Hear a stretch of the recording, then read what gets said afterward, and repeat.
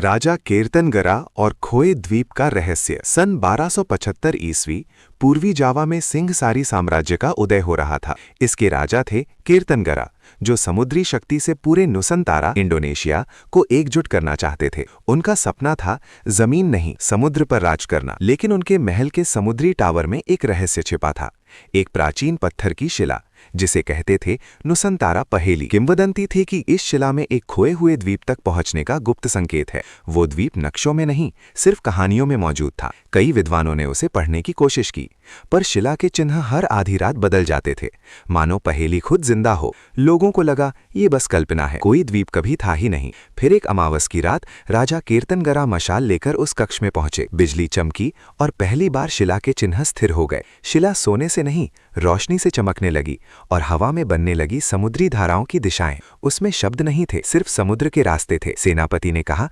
राजा, इसमें लिखा क्या है? राजा मुस्कुराए और बोले, समय नहीं, समुद्र दिशा लिखता है। राजा सिर्फ चलता है। अगली सुबह 200 जहाजों का बेड़ा समुद्र में उतरा, युद्ध के लिए नहीं, उत्तर खोजने के लिए। दुश्मनों ने समझा राजा हमला करने जा रहा है, पर असल में राजा समुद्र की पुकार पर चल रहा था। कई दिन बीते, फिर समुद्र के कोहरे के बीच एक गोल छल्ले जैसा द्वीप दिखा।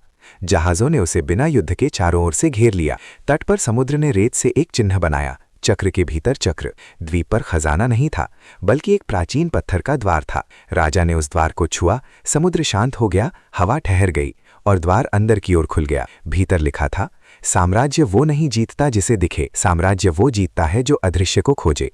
इतिहासकार आज भी हैरान है, क्योंकि ये द्वीप अचानक आया और अचानक इतिहास में खो गया। लेकिन नाविक आज भी कहते हैं, जब धाराओं में तूफान आता है, पन्ने पलटने जैसी हल्की आवाज समुद्र में गूंजती है। क्या वो द्वीप राजा की परीक्षा थी, या द्वार आज भी किसी निष्कलंक राजा की राह देख रहा है? क्योंकि इंडोनेशिया की मिट्टी और समुद्र इतिहास ही नहीं, रहस्य भी याद रखते हैं।